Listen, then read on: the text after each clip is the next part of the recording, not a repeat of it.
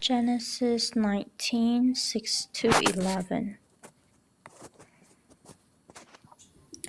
Yeah, I'm continue to be like whenever I read this story, I get pretty frustrated because I understand that he wants to be Lot wants to be hospitable to people that he knows is from God or angels. He probably see them as angels, but he was willing to give up his daughter to this mob to be done with however they want. I mean, to me, that's pretty grotesque. I don't understand how any parent, or I know that there are parents like that, who doesn't really, who doesn't have that kind of love for their child that they should. And I'm not saying that Lot doesn't have love for them, but his in this instance at least shows me that he's not very good. He was willing to let his child be like that. I'm pretty much speechless. I don't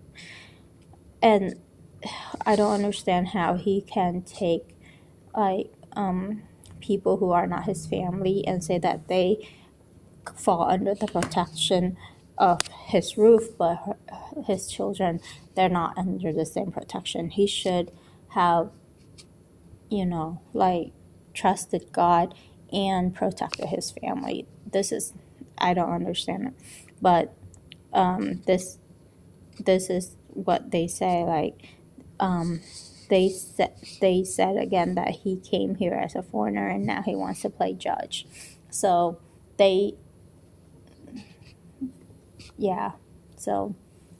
so then during the time that Lot was there, when he chose to be near Sodom, and then he eventually moved into Sodom, I think he made many, many bad decisions and exposing his family to this kind of environment. And then, so right here, they kept bringing pressure on Lot and moved forward to break down the door. So I don't understand how many doors they have, but it seems like he's standing outside of the door talking to them, and the men are inside. The men that God sent were inside the door or inside the house, but then there's a door. They want to break down the door. Maybe they just want to get past him or something. But what happened was that so they were speaking to Lot at first, and then they wanted to move forward, I guess, to get him out of the way, pressuring him to get out of the way. But then the men inside the house reach out, pull Lot back into the house, and then they shut the door, and then they struck the men who were at the door with blindness. So, yeah, it's frustrating to. I mean, if Lot knew, that he was entertaining, I think he knew because they told him that they were from God, and they came to see how wicked the city is. And so since he knew, he should have trusted God with everything, and yet he tried to kind of negotiate. He tried to bargain, and he did some really bad bargaining, and it's just, I can't imagine a man like that. God save a man like that and call him righteous because he has faith.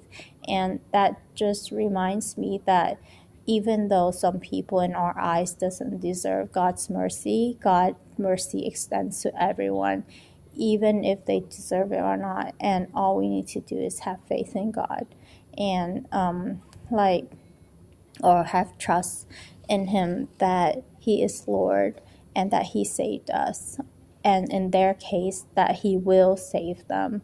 And so to me, it's kind of, He is not someone I would call righteous, but righteousness is not based on what we do, and it's based on what God have done.